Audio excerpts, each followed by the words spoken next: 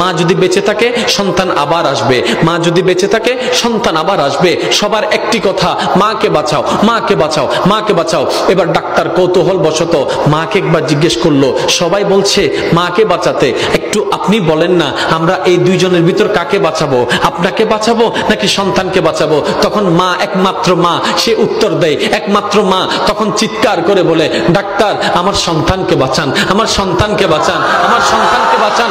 Doctor অবাক হয়ে তাকায় রইল।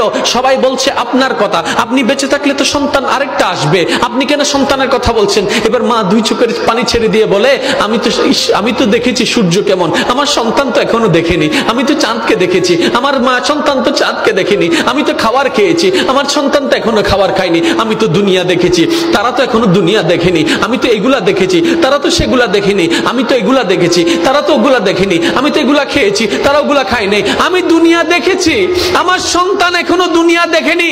ডাক্তার আমার আর দুনিয়া দেখার দরকার নাই, আমার সন্তানকে দুনিয়া দেখার ব্যবস্থা করে দেন, আমার সন্তানকে দুনিয়া দেখার ব্যবস্থা করে দেন।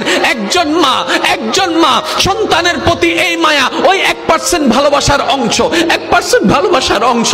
আপনার আমার নবী রাহমাতুল্লিল আলামিন যখন এই হাদিস বর্ণনা দিলেন, এক বাক রহমত রেখে আল্লাহ পাক এক বাক রহমত পৃথিবীর মধ্যে রহমত ছড়াই দিয়েছেন, 99 বাক রেখে দিয়েছেন। সাহাবায়ে কেরাম আদবের সহিত আরজি করলেন, ইয়া রাসূলুল্লাহ, ইয়া রাসূলুল্লাহ, ওই এক বাক রহমতের যদি এত ভালোবাসা, এত মায়া, এত টান, এত আবেগ, এত মহব্বত যদি হয়, এই 99 ভাগ আল্লাহ কেন রেখে দিয়েছেন? তখন রহমাতুল্লিল আলামিন বলেছেন, রহমাতুল্লিল আলামিন বলেছেন, ওরা আমার সাহাবারা শুনো, এই বাকি 99 ভাগ রহমতকে আল্লাহ হাসরের জন্য রেখে দিয়েছেন, হাসরের জন্য রেখে দিয়েছেন, হাসরের জন্য রেখে দিয়েছেন। সাহাবায়ে কেরাম বলে, ইয়া রাসূলুল্লাহ, এই 99 রহমত কেন রেখে দিয়েছেন?